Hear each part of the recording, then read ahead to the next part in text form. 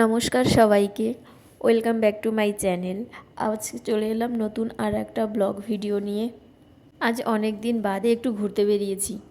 কোথায় যাচ্ছি সেটা একটু বাদে বলছি, কিন্তু যে জায়গাটায় যাচ্ছি সেই জায়গাটায় যাওয়া আমাদের অনেক দিন আগেই ইচ্ছে ছিল, আগে থেকেই, কিন্তু কখনো সুযোগ হয়ে ওঠেনি। আজকে যেহেতু সকালবেলা ওর কোম্পানির একটা ভাইয়া বলল যে এখানটা কি যাবে, গেলে আর কি তাহলে দুটো কাপেল মিলে যেতাম। তো বলল, আমাদের অন্য প্রোগ্রাম ছিল যে উদয়পুরে আজকে আমাদের বাইক সার্ভিসের লাস্ট ডেট রয়েছে আর কি, ফ্রি যে সার্ভিসটা রয়েছে সেটা আজকে আর কি শেষের দিকে, কিন্তু ও বললো যে পরের সপ্তাহে আর হবে না। তো বললাম ঠিক আছে, ওটা পরে না হয় করিয়ে নেওয়া যাবে সার্ভিস, যেহেতু সুযোগ এসেছে, আর কবে হবে না না হবে।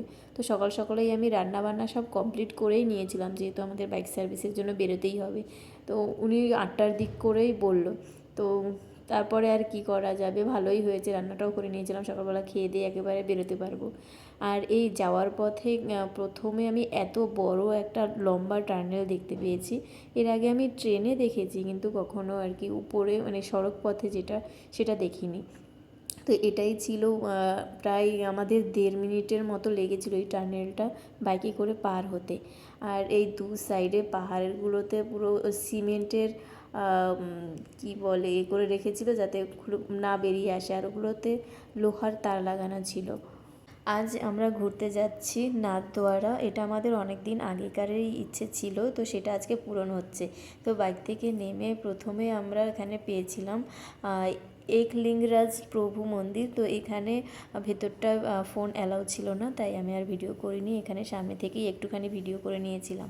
ভেতরের মন্দিরটা ভীষণই সুন্দর ছিল, প্রচুর শিবলিঙ্গ রয়েছে। আর এটা অনেক পুরনো দিনের মন্দির, পুরো পাথরগুলো দেখেই বোঝা যায় যে অনেক পুরনো মন্দির, কিন্তু ভেতরে ফোন অ্যালাউ নেই, তাই আমি আর ভিডিও করিনি। এরপরে আমরা বেরিয়ে পড়েছি আমাদের গন্তব্যের দিকে। তো চারদিকটা এত, পরিবেশটা এত সুন্দর, মানে নীল আকাশের নিচে এরকম একটা পরিবেশ, তারপরে রোদটাও খুব সুন্দরভাবে উঠেছে, মানে ভীষণই ভালো লাগছিল। আর ভাবিরা আমাদের সামনেই ছিল, ওনারাই আগে আগে যাচ্ছিলো, ওনাদের পেছন পেছন করে আমরা যাচ্ছিলাম। আর ভাবি যেহেতু রোদের জন্য হেলমেট পরেনি, ভাইয়া একটু বকা বকাও দিচ্ছিল যে দেখো ও হেলমেট পরে আসতে পেরেছে আর তুমি পারোনি, তোমার সব স্টাইল, মানে পরে আমাকে ভাবি বলছিল যে এরকম করে তোমার ভাইয়া বলছিল। তো কী আর করা যাবে, পরের বার থেকে ভাইয়াও ওনাকে ওরকম গুছিয়ে দেবে, আর কিছুই করার থাকবে না। এরপরে আমরা গিয়েছিলাম বৈষ্ণোদেবী মন্দির, এটাও রাস্তার একদম সাইডেই ছিল। তো প্রথমে আমরা বাইকটা পার্কিং করে তারপরে আমরা ভেতরে ঢুকবো।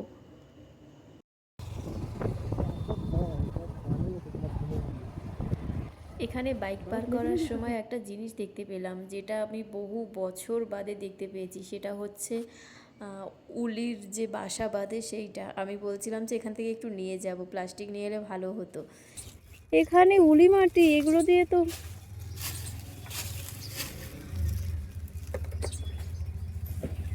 প্লাস্টিক দিয়ে এলে নিয়েও যেতাম। এরপরে আমরা আস্তে আস্তে মন্দিরের দিকটা করে যাচ্ছিলাম। তো সামনে এই গেটটা পুরো পাথর দিয়ে তৈরি করা, আর এটা খণ্ড খণ্ড পাথর কি গোটা একটা পাথর সেটা ঠিক বলতে পারবো না। আর মন্দিরটা ভীষণই খাড়াভাবে উঠছিল ওপরের দিকটা করে, উঠতে তো কষ্ট হচ্ছিল। তারপর আমার ছিল হালকা একটুখানি হিল, যার জন্য আমি ভালো করে হাঁটতেও পারছিলাম না। এটা যদি বুট জুতো হতো তাহলে এই প্রবলেমটা হতো না। যাই হোক, আমি আস্তে আস্তে টুকটুক করে উঠছিলাম, আর ওরা আমাকে দেখে হাসছিল, ভাবি আর আমি পেছনে পেছনে আস্তে আস্তে করে হাঁটছিলাম। আর ভাইয়া আর আমার বর এরা দুজনে আগে আগে করে চলছিল। ওঠাটা মুশকিল হয়ে যাচ্ছে।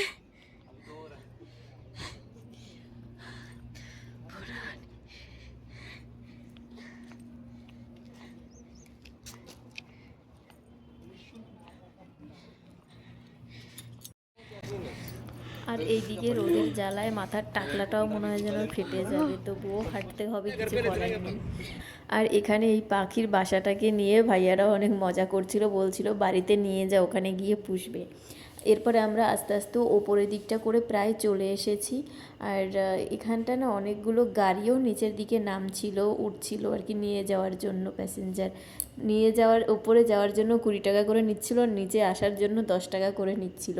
আমরা বললাম ঠিক আছে, ওই টাকাটা বাঁচিয়ে নিচে কিছু গিয়ে খেয়ে নেবো, আস্তে আস্তে করে উঠি।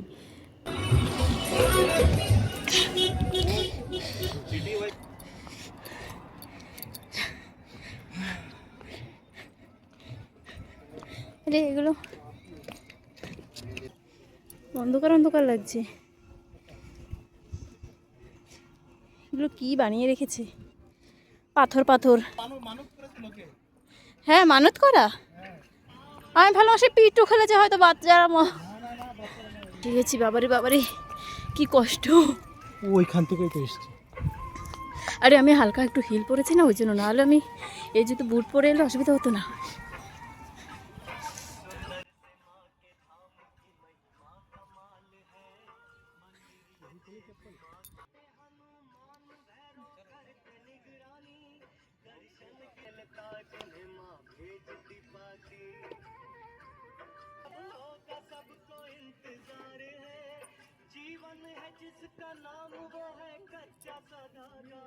अरे ठंडा जगह रखी।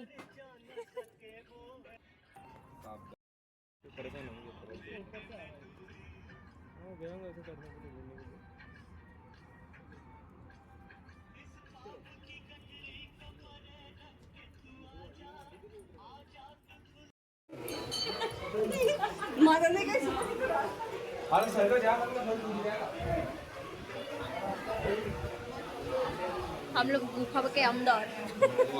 अरे इसके अंदर आप भेज देना मेरे पास। ठीक है। जय माता रानी की जय। माता ये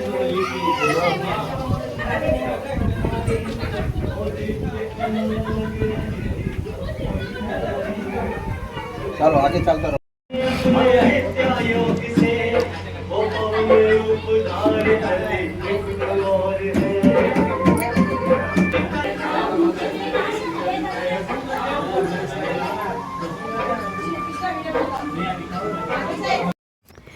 এখন আছি একদম পাহাড়ের টপে, আর চারদিকে প্রচুর পাহাড় রয়েছে।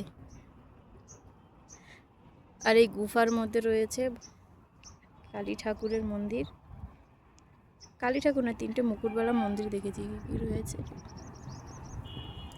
এরপরে চলে গেছি আমরা নিচে, আর নিচে একটা শো চলছিল বাচ্চাদের জন্য, 3D শো। তো আমরাও ওখানে টিকিট কেটে ঢুকে পড়েছিলাম। বসো বসো বসো বসো। আমাকে একটু বসিয়ে দাও।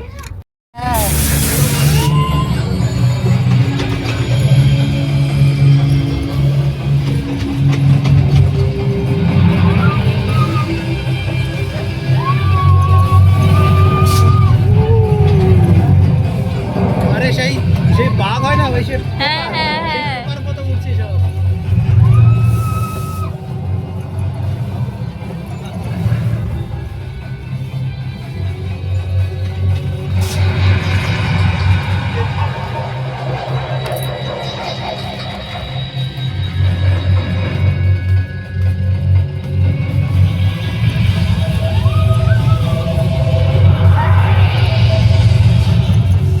ওরে বাবা, কত কি। 10 মিনিটের শো ছিল, সেটা দেখার পরে আবার নিচে চলে এসেছি আরেকটু। আর এখানে শিবলিঙ্গ রয়েছে আর কি, কোন জায়গায় কি কি শিবলিঙ্গ বিরাজ করেছেন, তো সেইটাই এখানে রেখেছে আর কি। আর এই সাইডে রয়েছে সব রাজ্যে কোন কোন রাজ্যে কী রূপে দুর্গা ঠাকুরের কেমনভাবে পুজো হয়, সেই মূর্তিগুলোও এখানে রেখেছে আর কি। আর এখানে মনে হয় ডোনেশন করা হয়, যার জন্য এগুলো আর কি করতে পেরেছি। অনেক বড় এরিয়া নিয়ে এই জায়গাটা। তারপরে আমরা চলে গেছি ফ্রির এখানে প্রসাদ খেতে। তো খেয়ে দিয়ে তারপরে আমরা বেরিয়ে পড়েছি আস্তে আস্তে আমাদের গন্তব্যের দিকে, যেখানটায় আমরা যাব, নাথদ্বারা। তো ওখানেই আমরা যাওয়ার জন্য আবার বেরিয়ে পড়েছি। তো যেতে যেতে আমরা পথেই দেখতে পেয়ে গেছি শিব ঠাকুরের সেই বড় মূর্তিটা, যেখানটায় আমরা যাব আর কি, সেখানেই আর কি দেখা পেয়ে গেছি আপাতত।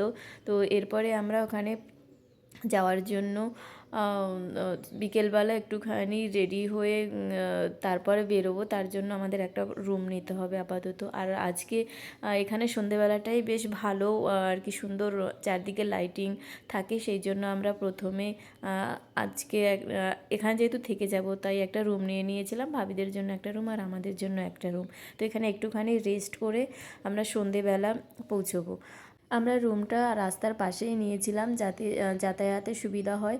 তো এরপরে আমরা একটুখানি রেস্ট করে বিকেলের জন্য তৈরি হয়ে তারপরে বেরোবো। তো আমাদের রেস্ট করতে করতে সন্ধে হয়ে গেছে, আর একটু আগে বেরোলে সবথেকে ভালো হতো। আর বাইরের মানে আলো একটু একটু থাকতে থাকতে বেরোলে বেশি ভালো হতো। যাই হোক, লেট যখন হয়ে গেছে তো আস্তে আস্তে এখন বেরিয়ে গেছি। এখান থেকে বাইকটা রেখে পার্কিংয়ে তারপরে ওরা টিকিটটা কেটে নিয়েছে, কেটে নিয়ে ভেতরের দিকটা আমরা ঢুকে পড়েছি। আর চারদিকে লাইটিং করা রয়েছে, একটু সন্ধ্যের দিক করে এলে বেশি ভালো হতো। যাই হোক, আমি একটু ঘুমিয়ে পড়েছিলাম, সেই জন্যই এতটা লেট হয়েছে। আমাদের বলেছিল সন্ধ্যের দিকটা করেই বেরোবে। তো এখন বাজে 6:30। তো ঢুকে পড়েছি ভেতরটায়। ঢুকতেই বড় একটা শিবলিঙ্গের মানে ফোয়ারার মতো করে রেখেছে, ভালো লাগছিল দেখতে। আর আমরা যে টাইমটায় গিয়েছিলাম সেই টাইমেই এখানে 3D শো চালু হয়েছিল ওই শিবলিঙ্গের ওপরে। তো ওটা দেখার জন্যই আমরা বসে পড়েছিলাম। एवं कीमती सामान का ध्यान रखें। धन्यवाद।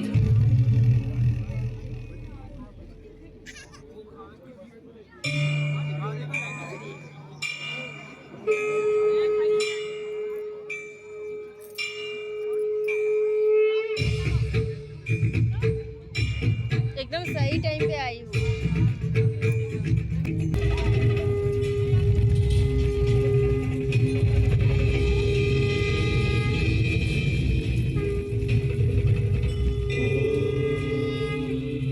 वन्दे बोधमयं नित्यं गुरुं शङ्कररूपिणं यमाश्रितो हि वक्रोऽपि चन्द्रः सर्वत्र वन्द्यते। भवानि शङ्करौ वन्दे श्रद्धाविश्वासरूपिणौ याभ्यां विना न पश्यन्ति सिद्धः स्वान्तः स्थमीश्वरौ। त्वं त्रिभुवन गुरुवेद बखाना आन जीव पावर काजाना विश्वनाथ मम नाथ पुरारी त्रिभुवन महिमा विदित तुम्हारी विदित तुम्हारी विदित तुम्हारी।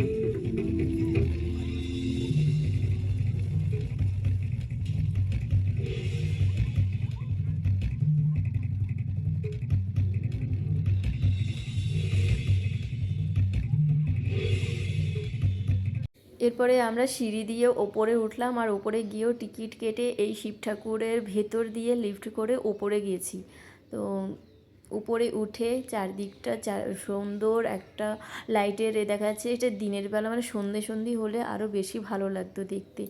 যাই হোক, কী আর করা যাবে। তো এখনও দেখতেও খারাপ লাগছে না, এখনও অনেকটাই সুন্দর লাগছে। আর এইটা হচ্ছে শিব ঠাকুরের সেই সাপ, এইখানটায় আমরা এখন পৌঁছেছি। আমরা লিফটে করে ওপরে করে এসেছিলাম, আর খুব সুন্দর হাওয়া দিচ্ছিল এখান থেকে। আর এখানে আর একটা পেছনের দিকে কাচের সিঁড়ি রয়েছে, ওই সিঁড়ি বরাবর আমরা হেঁটে হেঁটে পুরো ঘুরে ঘুরে ঠাকুরের দর্শন করাচ্ছিল সবাইকে এরকমভাবে। এটা পুরো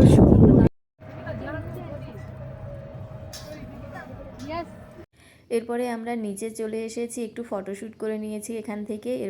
তারপরে এখন এখান থেকে বেরিয়ে একটু খাওয়া দাওয়া করব।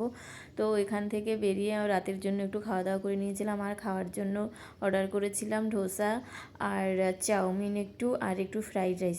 তো এটা খেয়েই আমরা ঘরের জন্য মানে হোটেলের জন্য রওনা দিয়েছি। কাল সকাল সকাল আবার বেরোতে হবে সেই জন্য। তো এরপরে দেখা হচ্ছে পরের দিন সকালবেলা। ও যেহেতু সকাল সকাল ডিউটি যাবে, সেই জন্য ঘুম থেকে 6:30টার মধ্যে উঠে গেছি।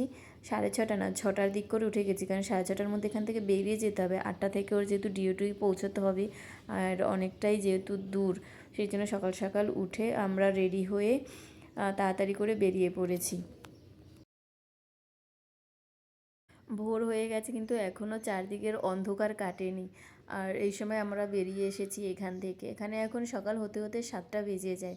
আর ওই যে একটুখানি দেখা যাচ্ছে সেই শিব ঠাকুরের মূর্তি, কিন্তু এখনও পুরোপুরি সকাল হয়ে ওঠেনি, এই জন্য এখনও অন্ধকার অন্ধকার দেখা যাচ্ছে। তো এই ছিল আজকে আমার ভিডিও। দেখা হবে নতুন কোনো ভিডিওতে। টাটা।